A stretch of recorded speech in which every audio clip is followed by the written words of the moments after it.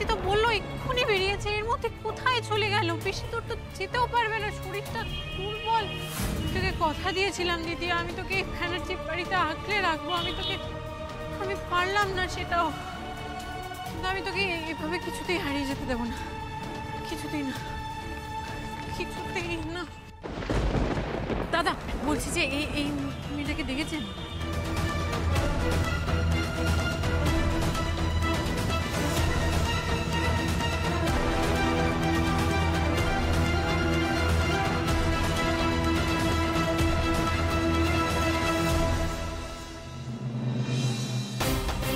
কি করবো?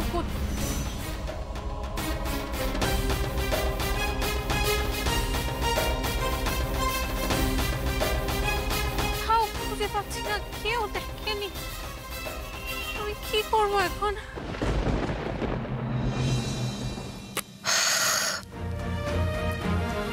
লাস্ট কিছুদিন ধরে আমি কনস্ট্যান্ট তিতিরকে ফোন করছি, কিন্তু আমি কিছুতেই তিতিরের সাথে কানেক্ট করতে পারছি না।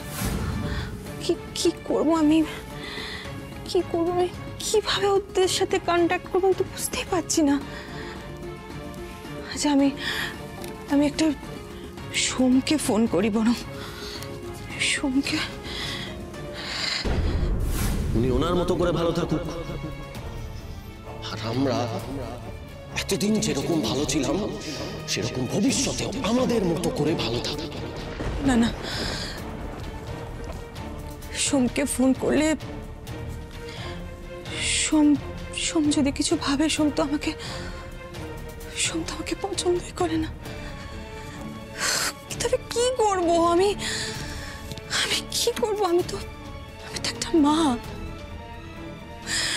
আমি তো সব কিছু ছেড়ে দিয়েছি। আমি শুধুমাত্র ওদের সাথে একটু কন্ট্যাক্ট রেখেছিলাম, ওদের খবরাখবর রেখেছিলাম।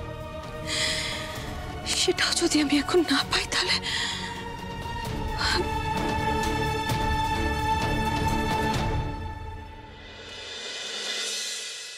পারতেই হবে, আমাকে পারতেই হবে। তিতিরকে আমি আর না খেয়ে থাকতে দেবো না, পারতেই হবে। আবার কে ফোন করলো? Unknown number. হ্যালো হ্যালো, কে বলছেন?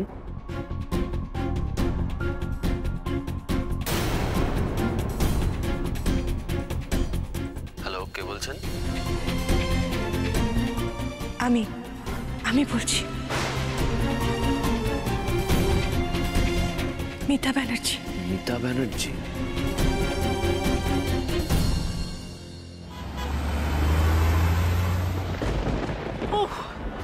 এভাবে কোথায় খুঁজবো আমি?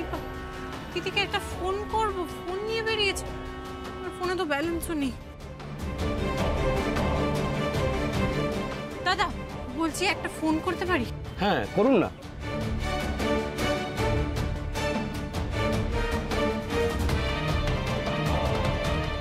আপনি যে নম্বরে কল করেছেন সেটি এখন সুইচ অফ আছে। ফোনটা বন্ধ। কোথায় গেলি তুই দিদি? হাঁটা যায়নি তো? মাকে একবার ফোন করে জিজ্ঞেস করি, কিন্তু সরাসরি জিজ্ঞেস করলে মা আবার টেনশন।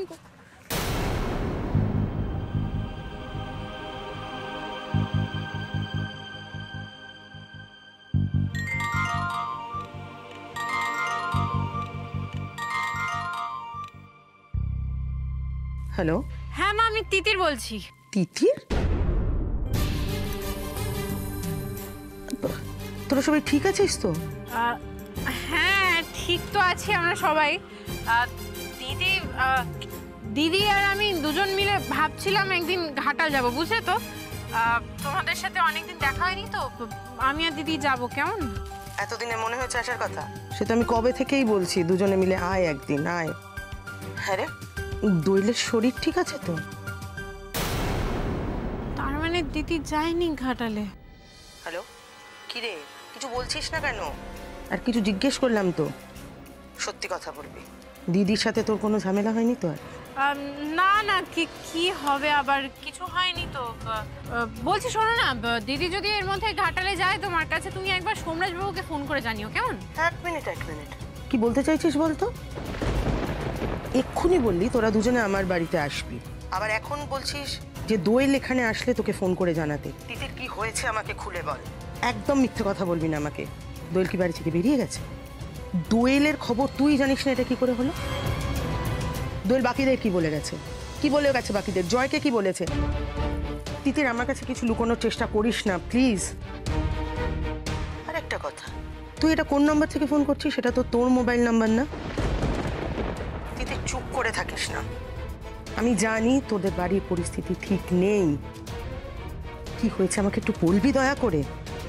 মা, আমি আর সোমরাজ বাবু এখন আর ব্যানার্জি বাড়িতে থাকছি না। মানে? মানে সোমরাজ বাবু একটা অনেক ভালো সুন্দর একটা বাড়ি কিনেছে, সেখানে আমরা শিফট করে গেছি। আর ওই বাড়ির কারোর সাথে কথা হয়নি সেরকম ভাবে। আর কেন কথা হয়নি, কি বৃত্তান্ত, আমি তোমাকে সবকিছু পরে খুলে বলবো, কেমন? তুমি শুধু একবার দিদি গেলে ফোন করে জানিয়ে দিও, কেমন? কি বলতে চাইছিস বলতো? ব্যানার্জি বাড়ি ছেড়ে তোরা দুজনে আলাদা রয়েছিস? তিতির, আমি তোমাকে সবকিছু পরে বলবো মা, আমার অনেক দেরি হয়ে যাচ্ছে, আমি যাবো একদিন, কেমন? তুমি কিন্তু ফোন করতে ভুলো না, সোমরাজ বাবুকে জানিয়ে দিও, কেমন? টাটা টাটা, রাখছি এখন। তিতির কত হলো দাদা? আপনার 20 টাকা হয়েছে দিদি।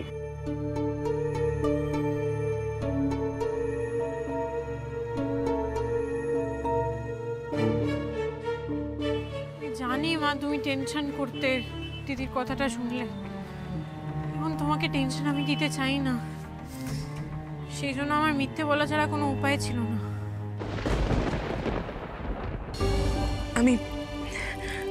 আমি জানি সৌম, হয়তো তুমি অফিসে আছো, অফিসে কোনো ইম্পর্টেন্ট মিটিংয়ে ব্যস্ত আছো।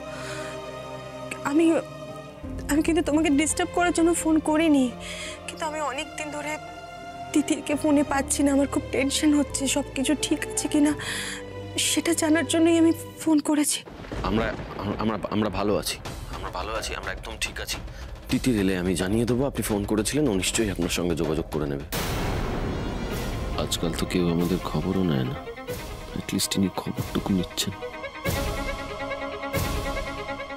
কি ব্যাপার, সারাদিন ফোন কানে নিয়ে দাঁড়িয়ে থাকলে কাজটা কখন করবেন? অনেকগুলো শাড়ি বাকি তো, তাড়াতাড়ি হাত চালান। সৌম, এভাবে কে কথা বলছে তোমার সাথে?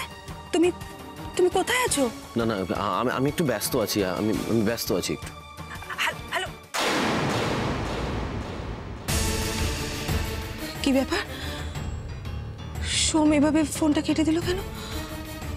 আর সোমের সাথে এত বাজেভাবে এই ভাষায় কে কথা বলছিল এইভাবে? সবকিছু ঠিক আছে তো ওখানে?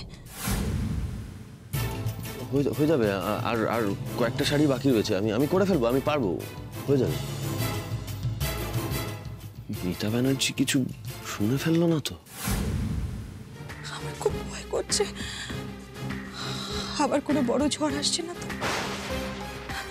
না না না না, আর ওয়েট করা যাবে না, আর কিছুতেই ওয়েট করা যাবে না। হ্যালো, আমার 2টো কলকাতা যাওয়ার ফ্লাইটের টিকিট চাই। হ্যাঁ আজকেই 2টো। আর আমি নাম আর ডিটেলসটা পাঠিয়ে দিচ্ছি, কেমন? ওকে।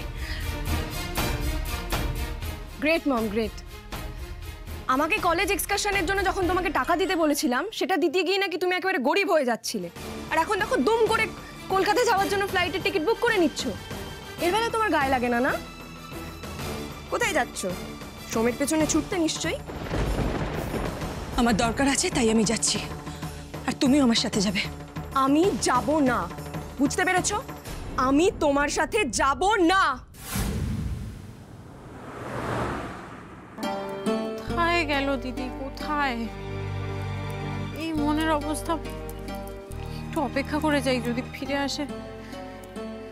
এই অবস্থায় ঘাটাল ছাড়া কোথায় যাবেই বা কোথায়?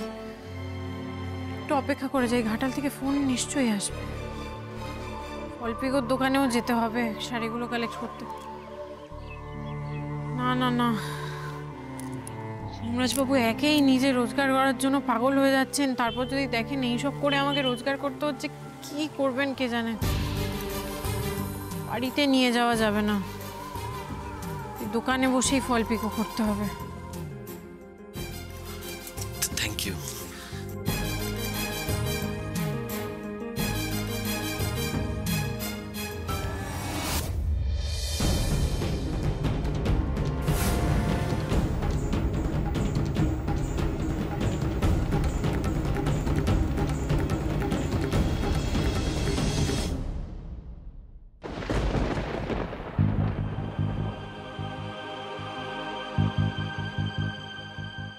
বলছি আমি এখানে বসে কাজ করতে পারি? হ্যাঁ নিশ্চয়ই করতে পারো। Thank you.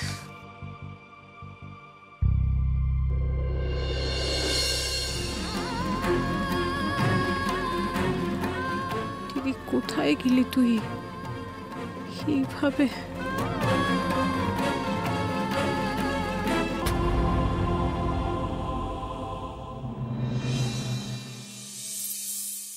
এই আয়া বুড়ির চক্করে আমার গোটা দিনটা বরবাদ হয়ে গেল।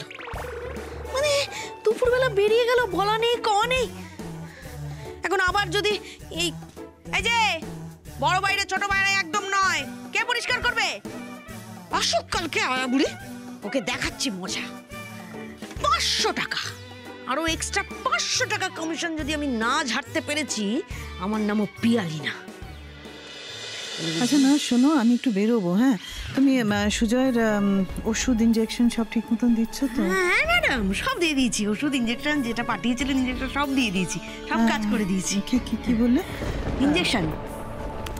Hello, hi. আমি যেটা বলছিলাম না, এবার কিটি পার্টিটা অন্য কোথাও অর্গানাইজ করলে খুব ভালো হয়। হ্যাঁ, not at my place this time. Okay, of course. আবার পার্টি করবে? পার্টি করা মানেই তো আমাকে খাটাবে। না না না, আমি কেটে পড়ি। নয় আমাকে এখানে রেখে খাটাবে, নয় ওই বুড়িকে ফলো করার মতো ফালতু কাজ দিয়ে বাইরে নিয়ে গিয়ে খাটাবে। না না না, আমি এক্সট্রা খাটবো না, কেটে পড়ি এই সুযোগে। পণ ব্যস্ত আছে।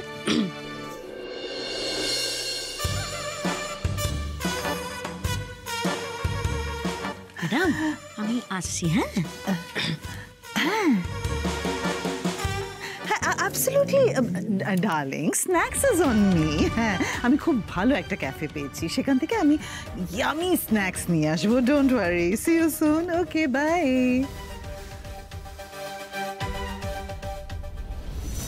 আরে নার্স কোথায় গেল? কি একটা বললো না, ইনজেকশন নিয়ে কি একটা বললো জানা। ও হাই।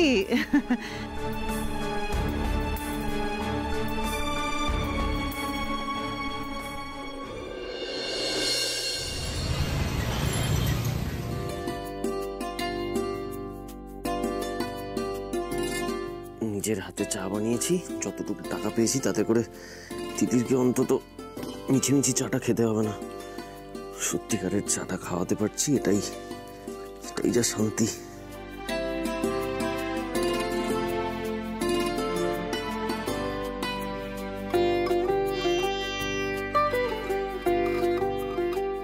চা বানিয়েছি তোমার জন্য, খেয়ে দেখো।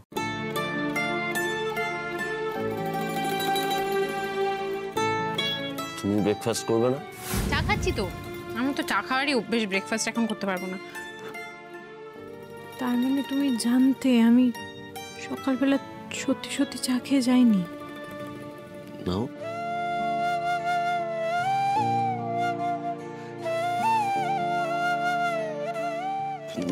দাঁড়িয়ে রইলে কেন? এসো, বসো।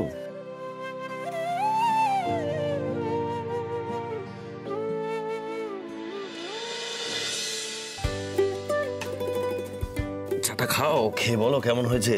খুব ভালো হয়েছে, একদম নেপালদার চায়ের দোকানের মতো।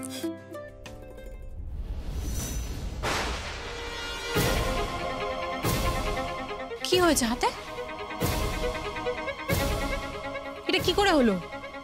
পুড়লো কি করে হাতটা? তিতির বললো দোয়েল আসলে নাকি ওকে ফোন করে জানাতে। এদিকে সারাদিন কেটে গেল, দোয়েলের তো পাত্তাই নেই, এখনো তো এলো না মেয়েটা। কোথায় যে গেল? তিতিরের মতো রাস্তাঘাটের ব্যাপারে চৌকসো না। কি যে করি আমি।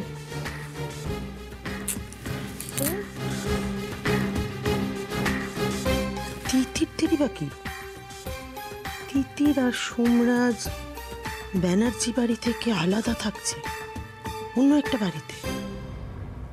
কি হলো ওদের? ভাল লাগে না আমার। মেয়ে দুটো মুখও খোলে না, বুঝতেও পারে না যে আমার টেনশন হয়। আর ওদের বাবা তো অসুস্থ হয়ে শুয়ে আছে। এই অবস্থায় যে তার সাথে কিছু শেয়ার করবো তার উপায় নেই। এইসব কথা শুনলে টেনশনে আরো বেশি শরীর খারাপ হবে। কি করি? তিথিরকে একটা ফোন কর।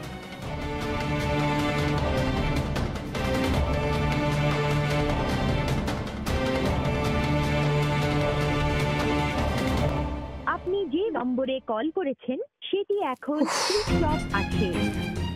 ফোনে পাওয়া যায় না। সোমরাজকে ফোন দেখি, সোমরাজকে ফোন করে দেখি তাই না।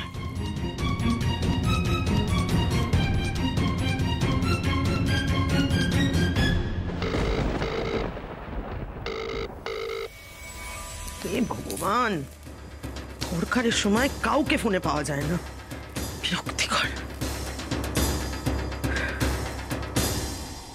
কি হলো বলো? হাতটা পড়লো কি করে? এতটা পড়ে গেল কি করে? আরে না না, এটা কিছু না। আরে তুমি এত ভাবো না। আরে কিছু হয়নি, কিছু হয়নি। এই যে ওই চা করতে গিয়ে একটু লেগে গেছে হয়তো, এমন কিছু না। আরে ঠিক আছে। কি দরকার ছিল তাহলে চাটা করার? তুমি বসো বসো প্লিজ প্লিজ, এরকম করো না প্লিজ। চুপ চুপ, কলম লাগিয়ে দিচ্ছি আমি।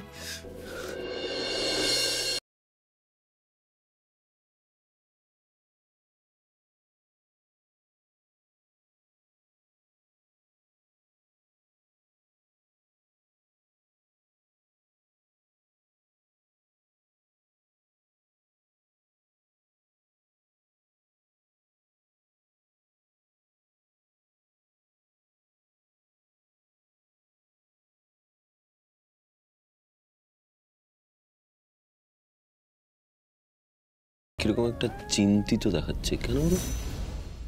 তোমাকে কিরকম একটা চিন্তিত দেখাচ্ছে কেন বলো? তোমার কাছে ফোন এসেছিল ঘাটাল থেকে? বাবা মা কোয়েল কেউ ফোন করেছিল? ঘাটাল থেকে? না না, আমার কাছে তো কোনো ফোন আসেনি। কেন, কি হয়েছে? আজকে ওই বাড়িতে একটা ঘটনা ঘটেছে। দিদি প্রায় মরতে বসেছিল। দোয়েল, কি হয়েছে? মানে আমি যখন সকালবেলা ওই বাড়িতে গেলাম তখন দেখলাম ঝামেলা হচ্ছে দিদি আর জয়দার মধ্যে। তারপর তুমি আর জয় যদি একসঙ্গে না থাকতে পারো, তোমরা আলাদা হয়ে যাও, সেপারেট হয়ে যাও। Not a big deal. আজকাল একটু ছোটখাটো ব্যাপার, ডিভোর্স নিয়ে নাও।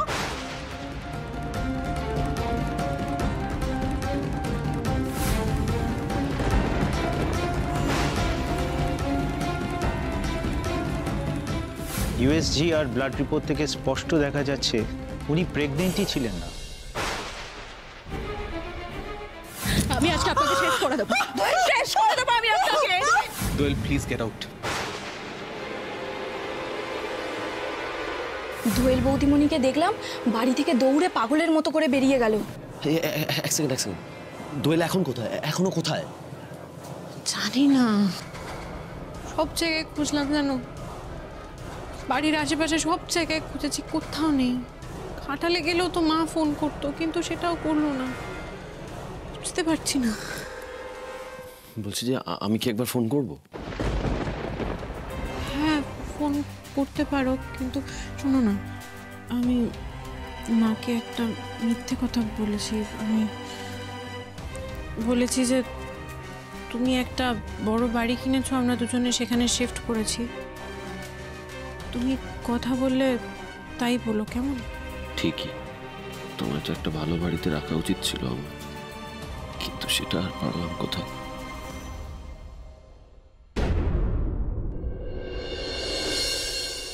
বলছি তিতির, আমার মনে হয় আমাদের না এখন দোয়েলকে খুঁজতে যাওয়া উচিত।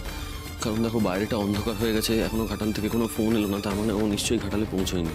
আমাদের বোধহয় আর দেরি করাটা ঠিক হবে না, এক্ষুনি বেরিয়ে দোয়েলকে খুঁজতে যাওয়া উচিত। তিতির প্লিজ চলো, প্লিজ এসো। চলো।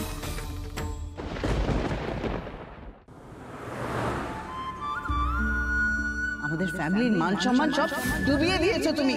নিউজ পেপারে হেডলাইন্সে কি বেরোবে না, ব্যানার্জি বাড়ির বউ পারিবারিক অশান্তির জন্য সুইসাইড অ্যাটেম্প্ট করেছে। তুমি যদি ব্যানার্জি বাড়ির সম্মান না রাখতে পারো, তুমি প্লিজ ঘাটালে ফিরে যাও। আমাদের বাড়িতে তোমাকে থাকতে হবে না। দোয়েল প্লিজ গেট আউট, বেরিয়ে যাও, বেরিয়ে যাও আমার বাড়ি থেকে। কোথায় যাব আমি? আমার তো কোথাও যাওয়ার জায়গা নেই। আমি যে নিজের হাতে আমার জীবনের সমস্ত দরজা বন্ধ করে দিয়েছি। মা বাবা বোনেদের সবাইকে আমি দূরে সরিয়ে দিয়েছি, সবাইকে দূরে সরিয়ে দিয়েছি। কি করবো আমি এখন? কি করবো? কি করবো? আমার যেন নিজের প্রাণটুকু রাখতে ইচ্ছে করছে না। কেউ কি কোনোদিনও আমার আর খোঁজ করবে? কেউ করবে না, কেউ করবে না, কেউ কোনোদিনও আমার আর খোঁজ নেবে না, কোনোদিনও নেবে না, কোনোদিনও নেবে না।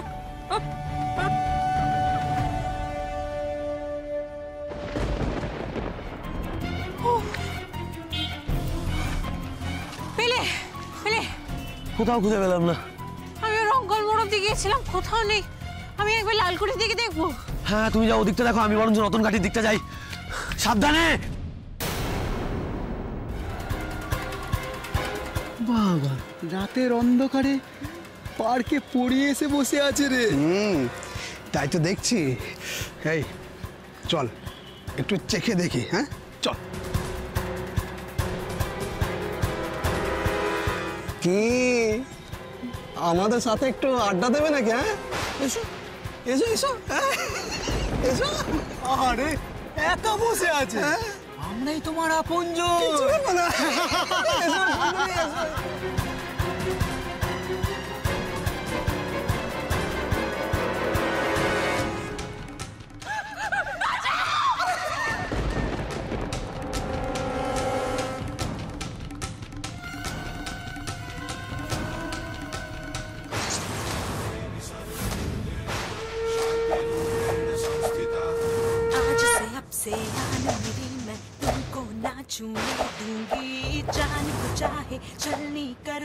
আমার দিদির গায়ে যদি আর একটা চোট লাগে না, একটা উইকেট ফেলেছি, এবার সব কটাকে শেষ করে দেবে।